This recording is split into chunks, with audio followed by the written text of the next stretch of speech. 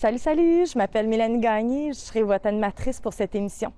Dans Voyage chez Canton, je vous fais découvrir des lieux exceptionnels et rencontrer des gens extraordinaires. Aujourd'hui, je vous invite à North Atlee et je vous promets de vous faire découvrir des entreprises dont vous ne connaissez probablement pas l'existence. On commence notre visite avec un tour de bateau avec l'entreprise naissante Navigo.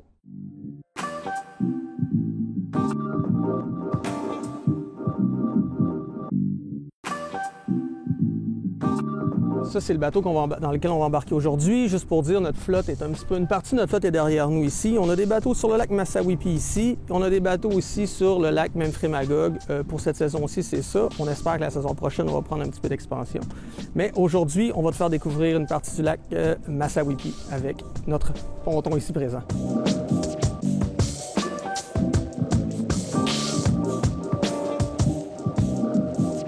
Bien, bonjour, Jean-François Venn, copropriétaire de Navigo avec mon collègue ici présent. Gabriel Boulanger-Théberge, cofondateur avec Jean-François. Exact. Donc, Navigo, tout jeune entreprise, ça a démarré cette année. En fait, on a démarré un peu l'année passée, penser comment ça allait fonctionner, mais tout ça. Mais les opérations ont vraiment débuté au mois d'avril de cette année, donc à l'ouverture de la pêche. Jusqu'à maintenant, on est toujours en opération.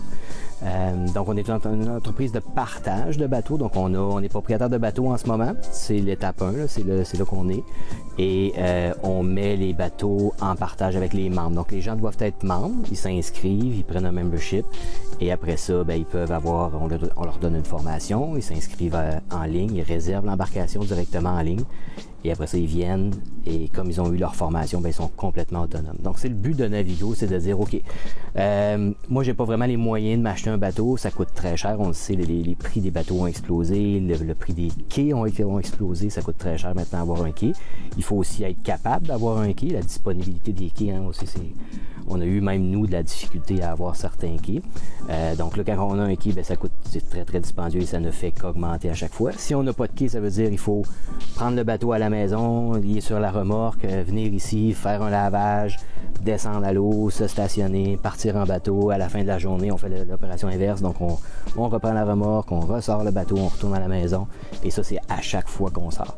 Donc, l'idéal, c'est sûr, c'est d'avoir un quai. Mais là, c'est un coût qui est quand même assez dispendieux. Donc, pour tout ça, Navigo va pallier à ça. Donc, les gens s'inscrivent, puis ils ont accès à une flotte de bateaux qui n'ont pas besoin de faire l'entretien, n'ont pas besoin de faire les réparations. Tout ce qu'ils ont besoin de faire, c'est de faire le ménage avant de partir, puis de mettre de l'essence dans l'embarcation, parce qu'ils prennent l'embarcation étant pleine d'essence, puis ils la remettent pleine d'essence.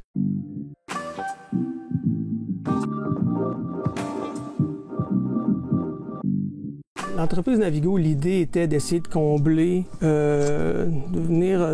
c'est le chaînon en fait entre la location purement traditionnelle que certaines entreprises font, même dans la région, et être propriétaire d'un bateau. Donc on sait que dans l'économie actuelle, on a de plus en plus de gens qui veulent pouvoir profiter, ça donnait une activité sans nécessairement être propriétaire de tout l'équipement qui est nécessaire pour se donner l'activité, sans nécessairement, parce qu'ils veulent pouvoir avoir diverses expériences. Fait que la meilleure façon d'avoir diverses expériences, c'est de pouvoir justement ne pas avoir trop ne pas avoir besoin d'acquérir tous les équipements. Donc nous autres, on est vraiment le chaînon entre ça, un propriétaire puis la location traditionnelle. On pense qu'on offre les avantages de la propriété sans ses inconvénients, d'une certaine manière. Donc, puis c'est certain, comme Jean-François le disait, vraiment un volet environnemental qui est de plus en plus présent. On sait que le problème de la contamination des lacs est vraiment un enjeu au Québec, particulièrement dans le sud du Québec, où est-ce qu'on a la contamination avec la moule zébrée, les algues bleues. Donc, on a vraiment des enjeux. Le nettoyage des embarcations est obligatoire sur la plupart des lacs.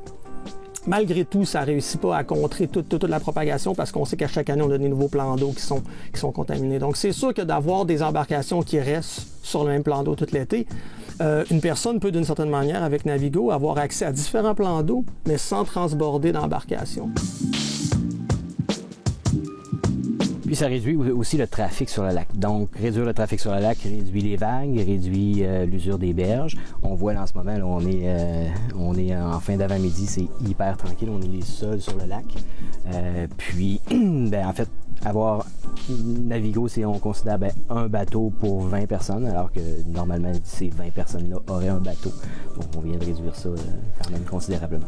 Effectivement, on réduit les acquisitions. On sait que l'idée de Navigo est venue aussi beaucoup du fait qu'on est au courant statistiquement au Québec que les embarcations dorment, si on veut, à quai l'essentiel du temps. C'est vraiment peut-être 5% du temps durant la saison estivale où est-ce que les embarcations sont utilisées. Fait qu'on a des embarcations qui ont été construites, qui ont été manufacturées, qui ont un coût d'existence au niveau environnemental et puis qui ne sont pas utilisées. Donc, l'idée de Navigo, c'est vraiment aussi de maximiser l'usage de ces embarcations-là au maximum pour en limiter la quantité produite, fabriquée et réparée. Donc, si on peut maximiser, on peut faire le parallèle un petit peu. Il y a des gens sûrement qui écoutent qui vont voir le parallèle avec une entreprise comme Communauto, qui est une entreprise qui a sa flotte automobile pour les gens qui veulent avoir les avantages d'une automobile sans les inconvénients. Donc, ils peuvent devenir membres de Communauto ou de Car2Go, qui est aussi un compétiteur, et puis avoir l'essentiel des avantages d'être propriétaire d'une voiture. Donc, toutes les commodités que ça donne, mais sans avoir les inconvénients. Puis, en limitant encore une fois la taille de la flotte, sans avoir une voiture qui dort dans le stationnement l'essentiel du temps, qui est utilisée plus régulièrement, plus souvent par l'ensemble de la communauté. Et dès la saison prochaine, on va inviter les propriétaires de bateaux qui ont présentement une embarcation, de mettre leur embarcation dans la plateforme pour que eux-mêmes, ce ne sera pas simplement nos embarcations, ça va être les embarcations de ceux qui ont un quai, mais ils ont une embarcation, mais qui sortent pas souvent, donc ils vont pouvoir rentabiliser les frais que ça leur coûte pour avoir cette embarcation. Oui, exactement. Ça, c'est vraiment la vision vers laquelle on s'en va. De dire, en plus d'avoir notre flotte, de pouvoir permettre à tous les propriétaires de mettre leur embarcation. On entend souvent actuellement des propriétaires, on le voit presque à toutes les semaines, Jean-François et moi, des propriétaires qui viennent nous voir et qui disent, là, je suis hésitant, là. Mon embarcation, je m'en sers pas assez, j'ai pas le temps, je fais plein d'autres choses dans l'été. Fait que là, moi, garde, soit je mets mon embarcation, je la conserve et je mets mon embarcation dans votre plateforme, comme ça, je vais pouvoir au moins, compenser un petit peu certains de mes coûts, ou bien non, sinon je la vends puis j'embarque dans votre plateforme puis j'utilise vos bateaux. Fait actuellement, à partir de l'année prochaine, comme Jean-François le dit, on va avoir deux types de membres finalement. On va avoir des membres qui sont, on va dire, des utilisateurs qui ne possèdent pas d'embarcation mais qui veulent pouvoir en utiliser sur différents plans d'eau dans la région, et d'autres membres qui sont des propriétaires d'embarcations qui veulent la rendre disponible pour pouvoir justement amortir une partie des frais. Puis ces membres-là, qui sont propriétaires, vont pouvoir aussi, tout en rendant leur embarcation accessible aux autres, utiliser nos embarcations aussi. Fait eux aussi, ils ont les mêmes contraintes de dire, mon embarcation sur le Massawippi, mais j'aimerais ça pouvoir aller sur le Memphrey Magog, ou j'aimerais ça pouvoir aller sur le petit lac Magog, de temps en temps pour faire un changement et tout ça, soit parce que c'est des pêcheurs, ou que ce soit. Mais là, ils vont pouvoir le faire aussi, sans les complications, toute la complexité qui est reliée au fait de transborder leur embarcation actuellement d'un plan d'eau. C'est ça. Fait que ce membre propriétaire-là va pouvoir devenir un membre utilisateur sur un autre lac avec une autre embarcation.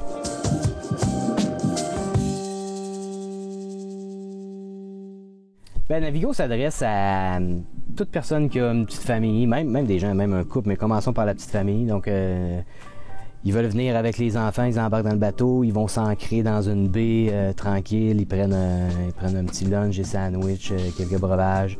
Puis les enfants se baignent, les enfants profitent du lac, profitent de la journée, profitent du soleil. Puis après ça, ils retournent tranquillement, pout, ils retournent à la marina, ils rapportent le bateau. Ou bien à l'inverse, un couple qui veut... Tu sais, être sur un lac, là, c'est une sensation vraiment, là, c'est un décrochement total. C'est tranquille, c'est une vue qu'on n'a pas quand on est sur la route. Hein. On a vraiment une vue autre, c'est la nature, puis on se promène tranquillement, on fait le tour. Donc c'est vraiment paisible pour ça.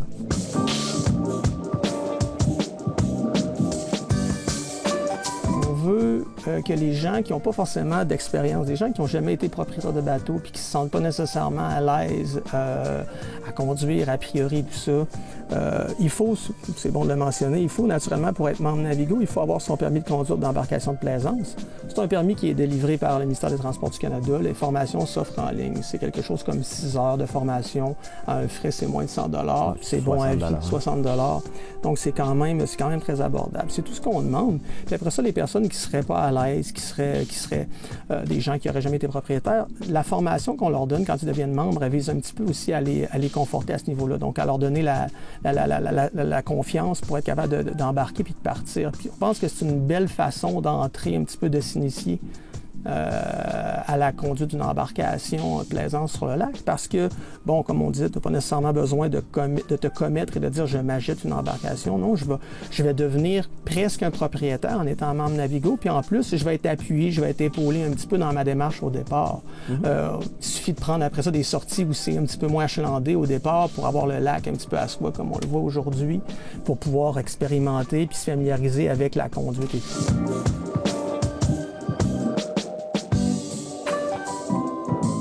C'est vrai que Massawippi, comme vous voyez, c'est quand même un beau lac, c'est tranquille, il n'y a pas beaucoup d'embarcations qui se promènent, donc le trafic est moins, donc c'est un superbe lac pour commencer la navigation. Il n'y a pas de danger, il n'y a pas d'obstacle non plus, il n'y a pas de haut fond, il n'y a pas de roche en plein milieu du lac, il n'y a pas d'île, il n'y a pas rien.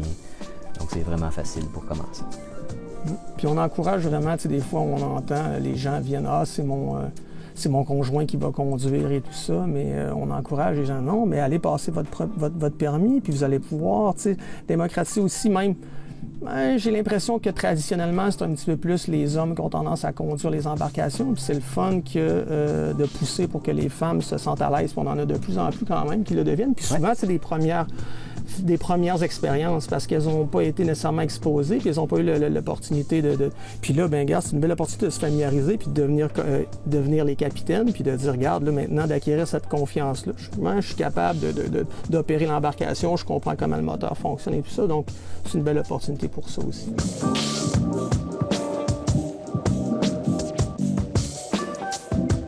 Les types d'embarcations que Navigo offre pour l'instant, on voit ici actuellement, on est dans un de nos pontons. On sait que le ponton est très populaire pour les familles, pour les utilisateurs moyens. On offre également aussi des bateaux de pêche. Donc, on a des bateaux de pêche pour les gens qui veulent soit s'initier ou qui sont des amateurs déjà de pêche. On a même de l'expertise. On a notre partenaire, le troisième partenaire aussi, qui est un grand pêcheur, un pêcheur aguerri, qui donne des informations sur où pêcher sur le lac, avec quelle heure et tout ça. Donc, qui est vraiment en mesure de conseiller les membres à ce niveau-là, au niveau de la pêche. On a de la demande aussi actuellement pour peut-être un troisième type d'embarcation, des petites embarcations de plaisance de type beeliner, des petites embarcations à moteur, mais pas nécessairement spécialisées pour la pêche. C'est quelque chose qu'on regarde aussi pour les prochaines années, mais c'est certain que, comme on le disait tout à l'heure, étant donné qu'on s'en va vers un système de partage où est-ce que d'autres propriétaires vont pouvoir mettre leurs embarcations, j'ai déjà des gens qui sont intéressés à la voile, donc à toutes sortes de types d'embarcations. Donc à mesure que la communauté va grossir, le nombre d'embarcations disponibles qui ne sont pas forcément spécifiquement la flotte de Navigo, mais qui vont faire partie de la flotte, que l'ensemble des membres vont mettre dans Navigo, vont devenir accessibles à l'ensemble de la communauté, à l'ensemble des membres de Navigo.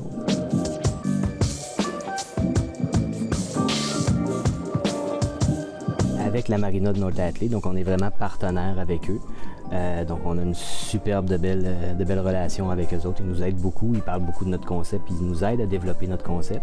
Et ça va être les premiers justement qui vont offrir à tous les bateaux qui sont à leur quai. Ils ont une cinquantaine de bateaux environ, ils ont une cinquantaine de quais. Donc ça va être les premiers à offrir tout ça à ces propriétaires-là pour qu'ils mettent leur embarcation dans la plateforme. Puis on a déjà cette année, alors que le service n'est pas encore vraiment, on n'a pas encore, notre plafond ne permet pas encore pour le moment à un propriétaire de mettre son embarcation, mais on a déjà des gens qui viennent nous voir et puis qui demandent, hey, moi l'année prochaine, je mets mon embarcation dans votre plateforme, ça m'intéresse beaucoup. Fait que le bouche à oreille et tout ça, on commence à se faire connaître. Puis oui, merci beaucoup à la Marina North Atlee et à ses propriétaires de nous permettre cette entente-là, ce partenariat-là qui est vraiment, vraiment bénéfique puis qui permet au projet de se faire connaître.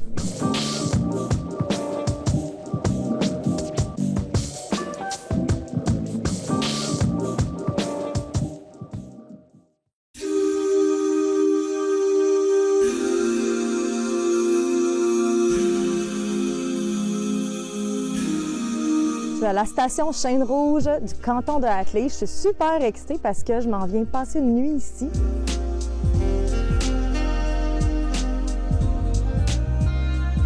Bon, bien, bienvenue. On est à la station Chêne-Rouge dans les cantons d'Atlee. Attends un peu. Je viens de passer. On dit-tu canton d'Atlee ou North Atlee maintenant? On est situé juste à côté de North Atlee. Puis, moi, je m'appelle Karianne Lessard. Je suis gérante de la station. Mon nom, c'est Ophélie Brousseau et je suis l'assistante gérante de la station.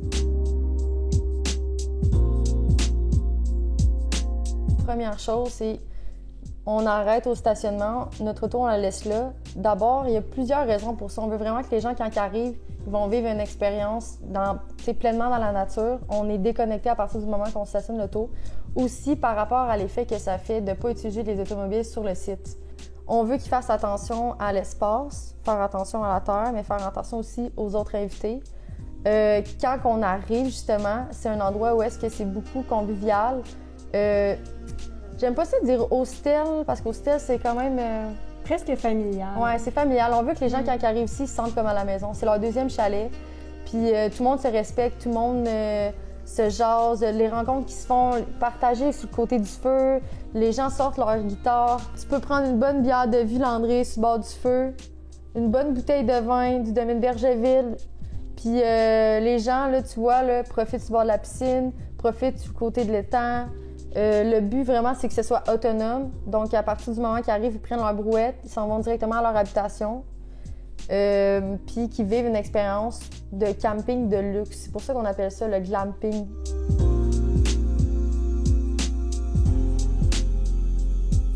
On a plusieurs services, plusieurs types d'habitations. On a les carrés, on a les pods, on a les triangles, le mini-chalet, le rustique chic, l'essentiel. Fait que ça fait en sorte que c'est plusieurs personnes qui veulent vivre différentes expériences qui peuvent venir. Puis tu sais, il y en a que ça va être un peu plus tourné vers le luxe, d'autres vraiment plus vers justement le rustique. Donc, ce que ça fait, c'est que tu vois plusieurs types de personnalités aussi qui se rencontrent puis que ça fait des discussions vraiment différentes. Là, on peut prendre le temps de se faire des barbecues tout le monde ensemble en bas. Il y a vraiment une expérience, je trouve, qui est tournée vers l'humain. Beaucoup vers l'humain.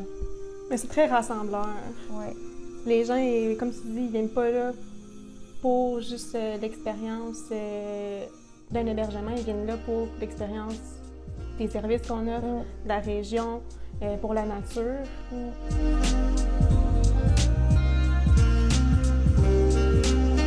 Il y a tranquillité, mais si je pourrais rajouter aussi, il y a quand même le côté festif. Parce que, tu sais, souvent, il va y avoir des couples, c'est sûr, ils vont avoir leur petit moment, tranquille et tout. Mais souvent, le côté rassembleur devient un peu plus festif. Les gens, quand ils se rencontrent, on a eu des dégustations de personnes qui se sont rencontrées, dégustation, ils ont tous sorti leur alcool, dégustation totale, puis en même temps, ça se fait dans la tranquillité. Mais il y a quand même ce côté-là où est-ce que les gens, quand ils arrivent, nous, on veut qu'il y ait du fun, peu importe comment il va être le fun, comment il va se transmettre, mais t'arrives, pas de gêne, qu'est-ce que tu as de besoin, on est là pour toi, tu veux-tu t'asseoir avant une jasette, on va être là pareil, puis on veut vraiment que les gens se sentent...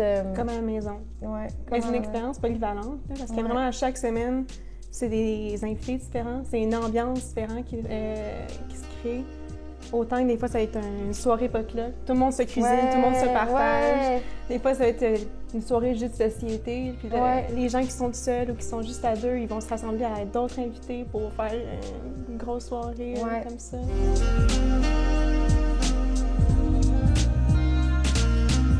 Et puis, il n'y a pas juste nous deux là, en entreprise. Là. On est une petite équipe, mais on serre toutes les coudes. Puis, on a aussi Christian. Puis c'est lui, je pense, qui a la drive, là, des fois, dans l'équipe. C'est lui qui a la vision, puis c'est lui qui nous la transmet.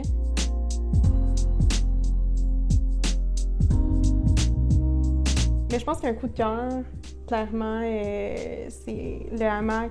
Quand j'ai envie de relaxer, des fois, là, c'est juste de monter un peu l'escalier. C'est un peu dans la forêt. Des petits escaliers de bois. Puis là, on a le hamac que tu peux te coucher. Puis tu fermes tes yeux. Tu regardes la canopée, là, mais tu juste les bruits des oiseaux, puis c'est relaxant. Puis des fois, il n'est pas assez utilisé, même, là. On le dit aux gens, là, c'est comme, si vous avez la chance, genre, juste d'en profiter, puis de l'essayer, on le propose souvent. Parce que c'est pas une expérience qu'on peut avoir n'importe où, là. C'est pas à Montréal ou au Parc La Fontaine, là, qu'on va trouver une canopée comme ça. Mais un autre endroit, là, que les gens ils peuvent le faire, c'est aussi à l'étang. Puis là, tu parlais des canards aussi. Des fois, il y a des canards à l'étang. Puis là, tu manges, tu relaxes, puis t'as juste des canards qui se promènent autour, des chiens qui se baignent. Incroyable.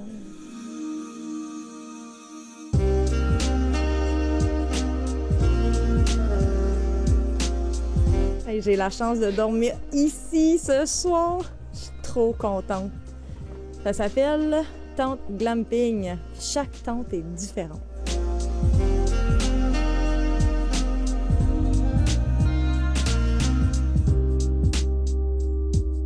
Dans le fond, là, c'est ça qu'on veut. On veut que le monde trippe. On veut qu'il déconnecte, qu'il y ait du fun, qui let's go, qui trippe, là. Je sais pas quoi dire d'autre que tripper, je veux juste tripper, moi. Qui déconnecte. Ouais.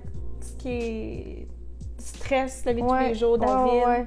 Mais on veut qu'il connecte, qu'il reconnecte avec la nature, qu'il reconnecte avec l'humain, là, on en parle. Ouais. C'est une entreprise humaine, le côté d'échange.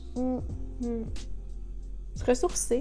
Ben ouais, là, let's go, là, c'est relax, on n'a pas de problème, on a juste du plaisir. Je pense que souvent, c'est très vivre et laisser vivre. Ah ouais.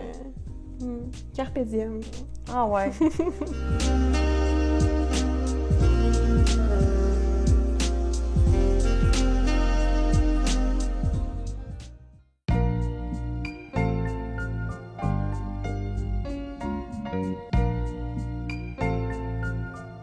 J'arrive à l'auberge La Ravaudière et je m'en viens rencontrer Jean-Martin et Marc, les copropriétaires. J'ai entendu dire que c'est vraiment une très belle maison et qu'en fait, chaque chambre est unique. J'ai super hâte de découvrir ça.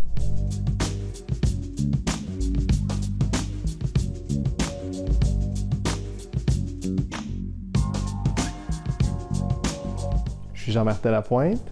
Marc Gagnon, copropriétaire de La Ravaudière depuis 2 ans et demi. Et Ralph.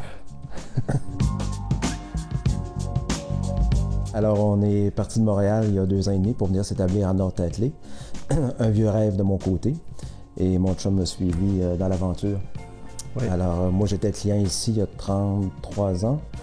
Alors, je découvrais les cantons de l'Est comme j'étais représentant. J'avais la boutique Emporium et Madame le Baron comme client. Et un soir de tempête, j'ai dû coucher à Nord-Tatley et on m'a envoyé coucher ici. Et depuis ce temps-là, c'est un coup de cœur. Et plus de 30 ans plus tard, nous voici propriétaires. Donc, la vie nous fait des belles surprises. Alors, on est très heureux d'être rendu ici. Nord-Tatley, j'ai fait la province de Québec au complet. Le lac Saint-Jean, la Gaspésie, tout est magnifique. Mais ici, c'est un coup de cœur. Je ne sais pas vraiment pourquoi, mais l'esprit, l'architecture, le petit côté anglais. Me plaît. La végétation est différente aussi du Nord. Alors, c'est un choix que j'ai... un coup de cœur. C'est pas explicable. Comme Marc était client de l'auberge ici, il m'a éventuellement amené et puis j'ai adoré la maison, le lieu, le village. Puis c'est comme ça qu'on a su que c'était sur le marché avec la pandémie qu'on a décidé de faire un changement. Et, la crise de la soixantaine. Ouais. J'ai eu 60 ans l'année qu'on est arrivé ici, alors changement de vie. Le nom de la Ravaudière, les gens le demandent, ça vient de Serge Ravaud, qui a transformé la maison originale de 1876 en auberge, en l'agrandissant. Et puis avec une belle clientèle.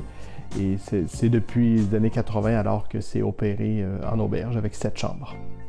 On est les 4e propriétaires de l'auberge. Donc ça a été M. Ravaud et M. Marcil. Ensuite, il y a eu des anciens clients qui ont acheté l'auberge. Ensuite, c'était un couple de Français qui ont acheté, qui ont opéré l'auberge pendant 14 ans, de qui nous, on a acheté. On aime la maison ancienne, mais pour nous, c'était important d'amener une couleur qui nous ressemble. Et puis, on a un passé tous les deux, Marc comme importateur, représentant importateur d'objets européens, de verreries, et moi comme designer. Donc, il y a des choses qu'on a depuis longtemps et des choses qu'on a achetées pour la maison. Donc, un mélange d'antiquités, d'objets contemporains, de pièces d'art, parce que c'est des choses qu'on aime. Donc, on reçoit les gens dans la maison un peu comme notre chez nous, où ils vivent. Ils peuvent côtoyer des livres et des choses qui ont plus ou moins de valeur, mais qui ont de la valeur à nos yeux. Lorsqu'on a déménagé, on a épuré un petit peu. Alors, chaque objet qu'on a ramené, c'est des objets qui nous tiennent à cœur, qui nous rappellent un souvenir, un voyage, quelque chose, mon ancienne vie comme importateur ou des livres. Oui. Alors, moi, c'est vraiment une passion de l'objet. Alors, on en profite.